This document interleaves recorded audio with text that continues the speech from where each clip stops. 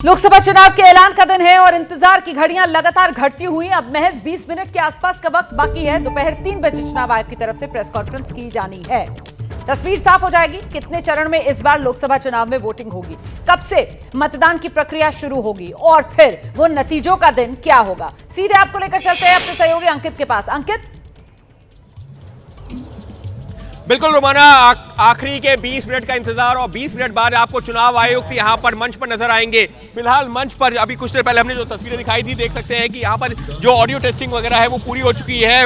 विज्ञान भवन का ये हॉल है पूरा खचाखच भरा हुआ है, क्योंकि देश का जो तमाम मीडिया है वो इस वक्त यहाँ पर मौजूद है, क्योंकि लोकसभा चुनावों की बात हो रही है। हर राज्य में होने हैं चुनाव और एक जानकारी और सूत्रों से निकल के सामने आ रही है, वो अपने दर्शकों तक पहुंचा देता हूँ। वो ये है कि जो मौसम है वो एक बड़ा फैक्टर हो सकता है चुनाव की तारीखों के ऐलान में। मुमकिन है जिन राज्यों में तापमान पहले से बढ़ने लगा है वहां पर पहले जल्द चुनाव करवा लिए जाए और बाकी जगहों पर जहां पर तापमान धीरे धीरे करके बढ़ रहा है वहां पर बाद में चुनाव करवाए जाएं। और इसी कड़ी में जो पहले दक्षिण भारत के राज्य हैं, फिर चाहे वो तमिलनाडु की बात करते हैं, आंध्रा की बात करते हैं, तेलंगाना की बात करते हैं, केरल के आसपास की बात करते हैं जहां मानसून जल्दी आ जाता है, तो ये वो तमाम राज्य हैं जहां पर मुमकिन है कि पहले शुरुआती चरणों में जो है चुनाव हो जाए, मतदान हो जाए। और उसके बाद में जब आप आगे बढ़ते हैं उत्तर भारत की तरफ जहां पर पारा बढ़ता तो है लेकिन ये मई महीने में जाकर के ज्यादा होता है, तो मुमकिन है कि मई महीने तक जो है इन राज्यों में जो चुनाव का मतदान शुरू हो। लेकिन यहाँ ये भी साफ कर देना जरूरी है, उत्तर प्रदेश हो, बिहार हो या बंगाल हो,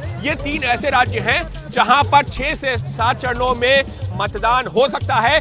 बंगाल में हालांकि जो है उतनी ज्यादा लोकसभा की सीटें आपको नजर नहीं आएंगी, लेकिन वहां पर कई बूथ ऐसे हैं जो सेंसिटिव बूथ हैं, लिहाजा सुरक्षा भी एक बड़ा फैक्टर है। चुनाव आयोग जो तारीखों का ऐलान करेगा उस लिहाज से 2 बड़े फैक्टर निकल के सामने आए हैं। पहला मौसम, कि मौसम कैसा रहता है, और दूसरा जो सेंसिटिव बूथ है किस राज्य में किस इलाके में ज्यादा है वहां पर वो जो उसको कंसीडर किया जाएगा। तस्वीरें आपको एक बार फिर से दिखा देते हैं इस वक्त जिस पर जो है सभी की निगाहें टिकी हुई हैं। इस वक्त ये मंच यहाँ पर सजा हुआ है।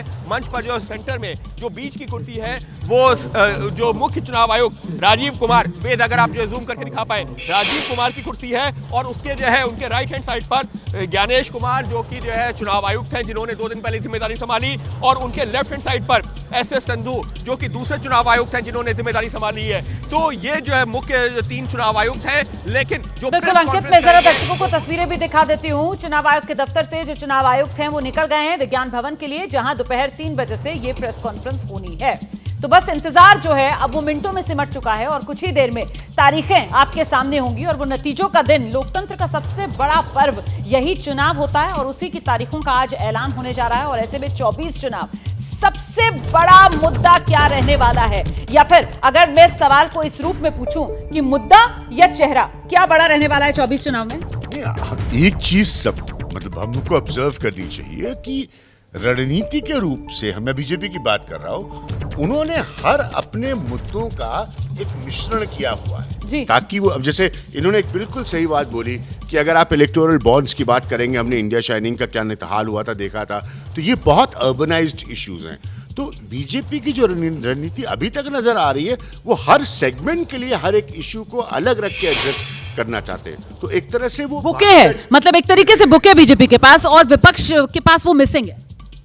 नहीं, विपक्ष के पास मिसिंग नहीं है। हाँ। देखिए, जो आपने पूछा कि चेहरा महत्वपूर्ण रहेगा या मुद्दा, तो नरेंद्र भाई मोदी के चेहरे की चमक तो धूमिल हो गई है, तो मुद्दा ही महत्वपूर्ण रहने वाला है। अब आप एक बात बताइए कि कोई भी सर्वेज आ रहे हैं, न सिर्फ देश बल्कि दुनिया के सबसे लोकप्रिय नेताओं में शुमार हो रहा है। सर्वे कैसे होते हैं ये हम लोग भी जानते हैं और सब लोग जानते हैं। देखिए, क्या है कि कोई भी सामाजिक सरोकारों का ध्यान रखने वाली सरकार होती है तो वो कल्याणकारी काम करती है।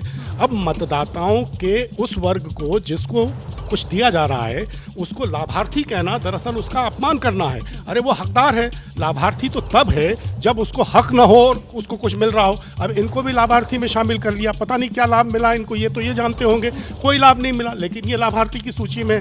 तो अगर कोई मुझे लाभार्थी कहे तो मुझे तो इसका बुरा लगेगा। ठीक है, आपको बुरा लगेगा, लेकिन वो जिसको योजना का फायदा मिल रहा है उसको तो ये बताया जाता है ना बीजेपी की तरफ से कि अभी तक तो भ्रष्टाचार की भेंट चढ़ जाता था, वो आपका हक जो इस वक्त लाभ के तौर पर आपको पहुंच रहा है और वो हमारी वजह से पहुंच रहा है, मोदी सरकार की वजह से पहुंच रहा है। बिल्कुल, उसको कम्युनिकेट करने के लिए बीजेपी के साथ मशीनरी है, रिसोर्सेस है, एंड वो ऑफिशियल मशीनरी भी उन्होंने पहले से भी यूज़ करके एक अच्छा माहौल क्रिएट किया है। हाँ। तो इस हिसाब से Modi is the tallest figure and there is no doubt on that. ठीक है, तो आप कह रहे हैं कि इस वक्त मोदी ही सबसे बड़ा चेहरा इस पूरे चुनाव में उभरकर सामने आ रहा है। और वो जो नैरेटिव की बात कर रहे थे, आपको लगता है कि नैरेटिव के मामले में भी यहाँ पर विपक्ष पर बीजेपी भारी पड़ रही है? मतलब चुनाव किस मुद्दे पर लड़ा जाए ये विपक्ष नहीं बीजेपी तय कर रही है।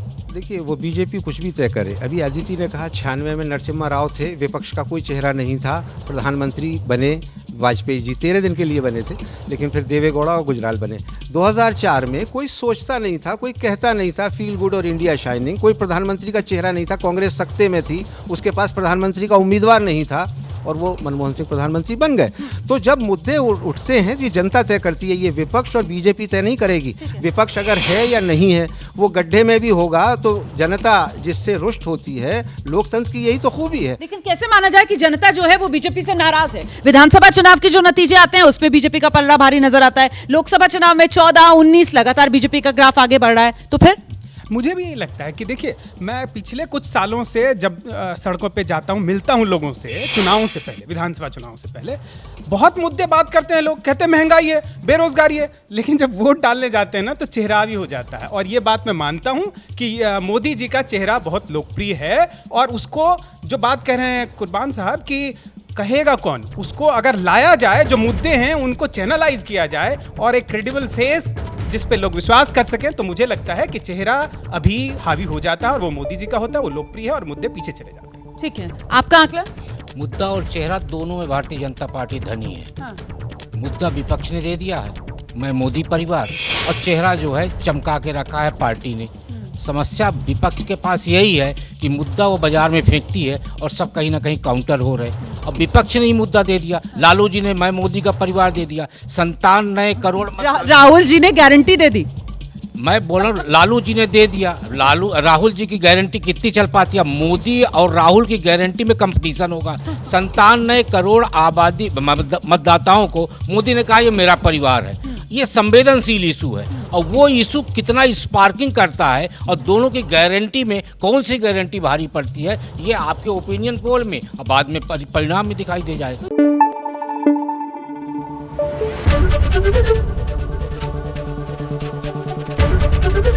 एबीपी न्यूज आपको रखे आगे।